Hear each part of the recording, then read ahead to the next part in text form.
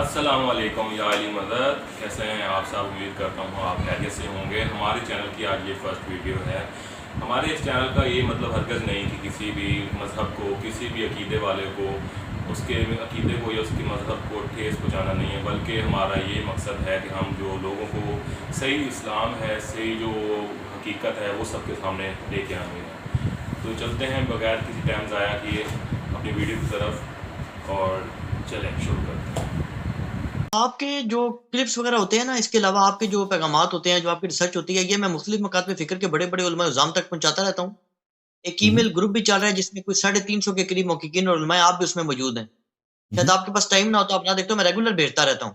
صحیح۔ اور پھر کچھ خاندان میں بھی لوگوں سے بات چیت چلتی ہے، وہ ایسے لوگ ہوتے ہیں جو بالکل ہی سادہ ہیں، یعنی آپ سمجھ لیں کہ ان کو نہ سنیت کا پتہ ہے نہ شیعت کا پتہ ہے، صرف عقلی باتوں کی تھوڑی سی سمجھ آتی، جی یا جو گھروں میں ساری زندگی سنی سنائی باتیں ہیں۔ اس کے علاوہ بعض علماء سے بھی رابطہ ہوتا رہتا ہے۔ تو آج میں اس حوالے سے سر آپ سے نا بالکل یعنی بحث مباحثہ نہیں مقصود، بالکل جی بیسک چیزیں پوچھوں گا۔ ایک تو سر جی یہ ہے کہ جو ابھی آپ نے جن بھائی سے بھی بات کر رہے تھے، اور اس کے بارے میں نا جو سوال وغیرہ میرے کچھ علماء سے بھی میں نے کیا تھا، یا ان کی کتابیں وغیرہ پڑھی تھیں، اس میں یہ اس کا جواب دیا تھا انہوں نے نا، جو آپ فرماتے ہیں نا کہ قرآن کے متعلق جو آپ کہتے ہیں کہ اہل سنت کے ہاں بھی ایسے ہی ہے جیسے اہل تشیع کے ہاں روایات ہیں تعریف سے ریلیٹڈ۔ تو اس میں سر اہل سنت کے علماء کی ایک دو کی میں نے تحریریں دیکھی ہیں، وہ یہ جواب دیتے ہیں کہ اہل سنت کے ہاں تعریف کا کوئی عقیدہ نہیں ہے۔ وہ کہتے ہیں جی ہمارے یہاں یہ عقیدہ ہے کہ اگرچہ قرآن کی کچھ ایسی آیات ہیں کہ جو منسوخ ہوئی ہیں، لیکن وہ کہتے ہیں جی کہ اس میں ہمارا موقف یہ ہے کہ کوئی بدنیتی نہیں ہوتی اس کے اندر، وہ اللہ تعالیٰ نے ایسا چاہا کہ لوگوں کو بلا دی گئی، یا کوئی ایسا سلسلہ ہے۔ جبکہ وہ کہتے ہیں جو اہل تشیع کا عقیدہ ہے نا، وہ یہ ہے کہ نعوذ باللہ صحابہ نے بدنیتی کے تحت جان بوجھ کر اللہ کی مرضی کے خلاف تبدیلی کی ہے۔ وہ کہتے ہیں ان دو باتوں میں بہت بڑا فرق ہے۔ اسی وجہ سے وہ کہتے ہیں اہل سنت ان روایات کے ہونے کے باوجود کبھی بھی نہیں کہتے کہ قرآن میں تعریف ہوئی ہے، بلکہ وہ کہتے ہیں کہ اللہ نے چاہا تھا تو ہم اللہ بلا دی گئی۔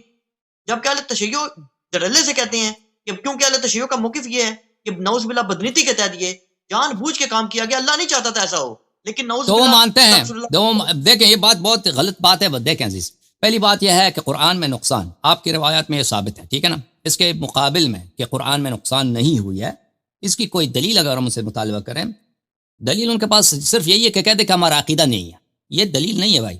آپ مجھ سے دلیل مانگے نا کہ کسی چیز کی دلیل کیا، میں کہہ دوں میرا عقیدہ یہ ہے، میرا عقیدہ یہ کوئی دلیل ہے؟ میرا عقیدہ یہ، مجھے معلوم ہے آپ کا عقیدہ یہ عقیدے کا دلیل کہاں؟ یا آپ کا جو عقیدہ ہے قرآن میں کوئی نقصان نہیں ہے، وہ کوئی حدیث ہوگی اس کی متعلق، کوئی روایت ہوگی، یا کوئی آیت ہو سکتی ہے، یا کوئی عقلی دلیل ہو سکتی ہے، وہ تو آپ کے پاس ہے نہیں۔ یہ کہہ دینا کہ اللہ نے چاہا ہے، بھائی اب میں کہہ دوں کہ اللہ نے چاہا ہے، یہ بھی ایک بہت ہی ایک فراڈ ہے آپ لوگوں کے ساتھ، سب لوگوں کے ساتھ، کہ اللہ نے چاہا ہے۔ دنیا میں ظلم بہت ہوتا ہے بھائی۔ اب کوئی عورت جو ہے اس کے ساتھ زنا ہو جاتا ہے نا، وہ کہتے ہیں بھائی، ہم کہتے ہیں کہ بھائی اللہ نے چاہا یہ ہوا ہے، چھوڑ دیں بھائی، ختم کرو۔ کسی کا قتل ہو، اللہ نے چاہا، ٹھیک ہے نا؟ کسی چوری ہو جائے، انبیاء قتل ہوتے تھے بھائی، اللہ نے چاہا۔ اللہ نے نہیں چاہا بھائی، اللہ نے نہیں چاہا ہے۔ اللہ نے جو قرآن بھیجا ہے یہ اس لیے نہیں بھیجا کہ لوگ اس کو ضائع کر دیں۔ اللہ نے جو پیغمبر بھیجا ہے، اس کی شریعت بھیجی ہے، صرف قرآن کی بات نہیں ہے، سنت قرآن کی طرح ہے۔ حدیث نبی کریم صلی اللہ علیہ وسلم اسی طرح ہدایت ہے جیسے قرآن ہے۔ احادیث جو ضائع ہو چکی ہیں، اور جو احادیث گڑی گئی ہیں، یا جو احادیث ان کے الفاظ تبدیل کیے گئے ہیں، ٹھیک ہے نا؟ یا یہ چیز میں تو بلا شک شبہ نہیں ہے کہ احادیث، اگر ہم کہیں نا کہ نبی کریم صلی اللہ علیہ وسلم نماز پڑھاتے تھے، پھر خطبے دیتے تھے، لوگوں کو سکھاتے تھے، مسئلے مسائل اخلاق سکھاتے تھے، شریعت سکھاتے تھے، خطبے، وہ تو کئی نقل نہیں ہوئی ہے نا ان کی بات۔ اگر یہ دیکھیں کہ ایک شخص کی عمر کے 23 سال ہیں، تبلیغ میں گزر جاتے ہیں، کتنا مواد بن جاتا ہے، کتنا مواد بن جاتا ہے، وہ ہمیں کیا پہنچے؟ بہت کم۔ آپ لوگوں کی کتابوں میں کتنی احادیث ہیں؟ بہت کم۔ ان کے خطبے کوئی بھی نہیں، ان کی دعا، وہ کیسے دعا کرتے تھے؟ نبی کریم صلی اللہ علیہ وسلم ساری رات قرآن پڑھتے تھے، دعا کرتے تھے، ایک دعا بھی نہیں آپ لوگوں کے پاس۔ پیغمبر صلی اللہ علیہ وسلم کی یہ دعا اگر کوئی بھی ہو تو مختصر فقرہ، آدھا جملہ، ایک سطر بھی نہیں ہے، ٹھیک ہے نا؟ تو یہ اللہ نے اسی لیے بھیجا کہ سب ضائع ہو جائیں۔ اب ہم ہیں، آپ ہیں، امتیاں، پتہ نہیں ہے کہ یہ سب ہم سے ضائع ہو چکا ہے، مفقود ہو چکا ہے، ٹھیک ہے نا؟ اللہ نے چاہا، اللہ نے یہ نہیں چاہا کہ اللہ چاہتا ہے اس طرح، کوئی عاقل شخص اس طرح چاہتا ہے؟ اللہ کو چھوڑے، میں اور آپ جو ہے نا اگر کسی چیز کا بندوبست کرتے ہیں تو پھر یہ نہیں چاہتے کہ وہ ختم بھی ہو جائے۔ ہم اگر کوئی دکان بناتے ہیں، کوئی کاروبار کرتے ہیں، کوئی بچے کی شادی کرتے ہیں، پھر یہ نہیں کرتے اگر ہمیں اس سے پیار ہے کہ پھر یہ بھی کر دیں گے، اس کا بندوبست کر دیں کہ وہ بس پھر وہ سب ضائع ہو جائے، برباد ہو جائے. تو یہ عقیدہ ہے قدر کا مخالفین کے ہاں، کہ ہر چیز کو اللہ سے نسبت دیتے ہیں کہ اللہ کا شر اللہ کی جانب سے، شر اللہ کی جانب سے ہے، تو پھر یہ شریعت ہی اٹھا ہوا ہے. ٹھیک ہے نا؟ اگر سب گناہیں اللہ کی جانب سے ہے، کافر کو اللہ نے کافر بنایا، قاتل کو اللہ نے قاتل بنایا، وہ اللہ نے چاہے وہ قتل کیا نا اس نے، پھر تو کتاب کیوں بھیجا، پیغمبر کو کیوں بھیجا؟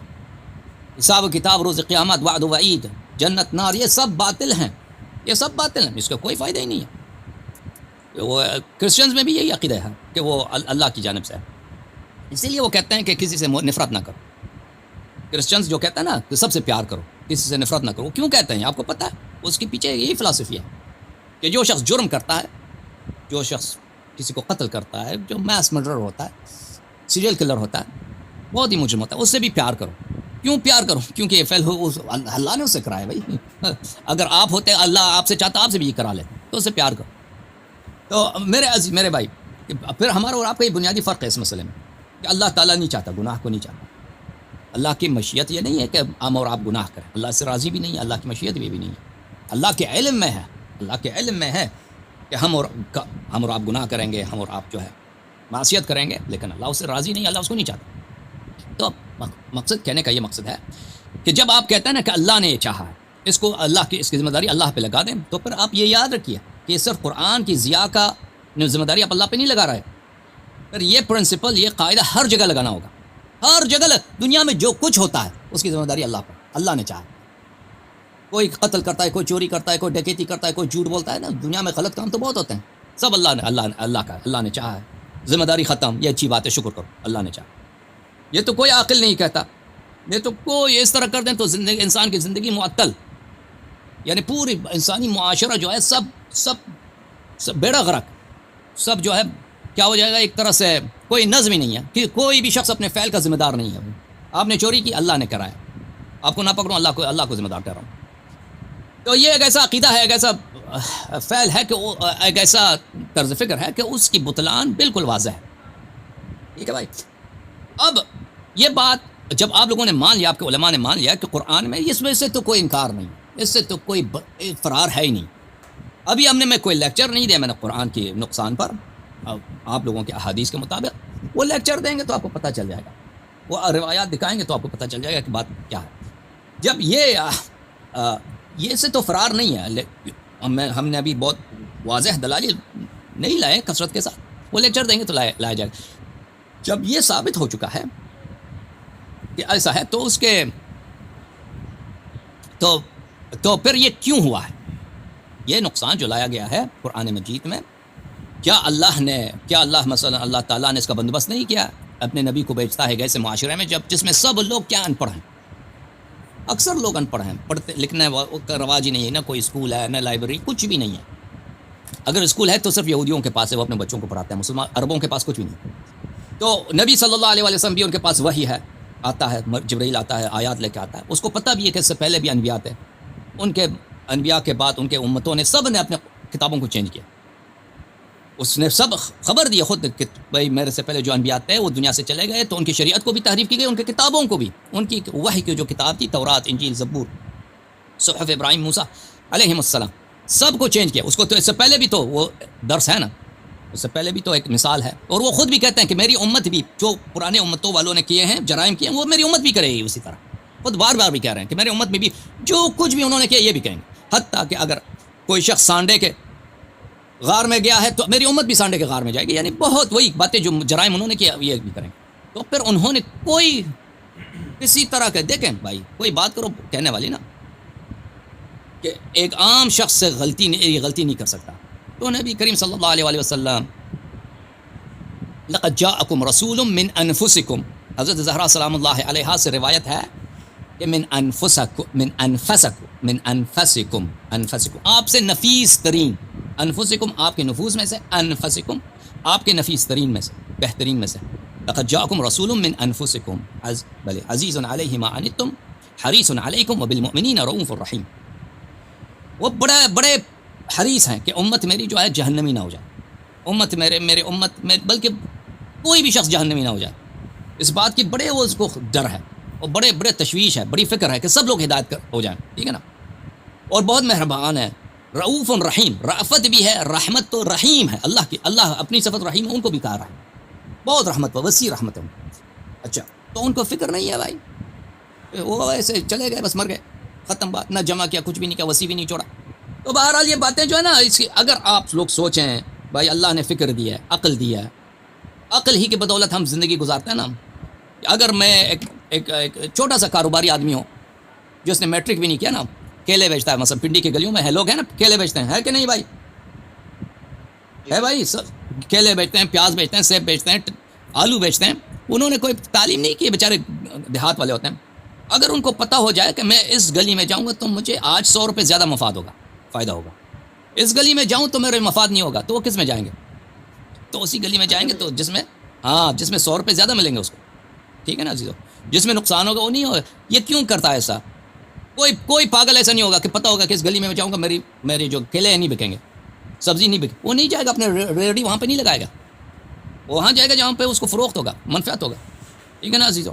تو اب یہ کیوں؟ یہ عقل ہے. انسان اپنی منفعت چاہتا ہے، تم اپنی منفعت کرو یار.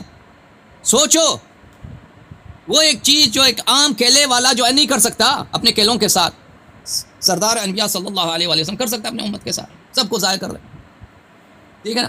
اب شیعوں کا عقیدہ جو ہے، سب شیعوں کا عقیدہ یہ نہیں ہے. اکثر شیعہ آج کل ان سے پوچھیں وہ کہیں گے کہ نہیں قرآن تعریف نہیں ہے، علماء سے پوچھیں وہ کہیں گے قرآن میں کوئی نقصان نہیں، یہ سب جھوٹ ہے، سب کہانی ہے. اچھا وہ یہی کہیں گے آپ کو، وہ یہی کہیں گے آپ کو. لیکن جو ہے صحابہ نے جو اسلام میں کیے ہیں، کام کیا نا، تو اس کے نقصانات ہمیں بھگتنے پڑتے ہیں. اگر ہم قرآن کی کہانی کو چھوڑ بھی دیں نا، تو یہ تو اہل بیت علیہ السلام کے ساتھ جو کچھ ہوا، فدق میں جو کچھ ہوا، یہ تو شیعہ عقیدہ بالکل واضح ہے کہ اس کی وجہ، اس کی ہم کس لیے ایسا کہتے ہیں، کیونکہ ہمارے پاس روایات، احادیث بہت زیادہ ہیں اس معاملے پر، اور آپ لوگوں کے کتب سے ہم بھی استدلال کرتے ہیں. جی بسم اللہ، میں نے بہت بات کی، معذرت چاہتا ہوں.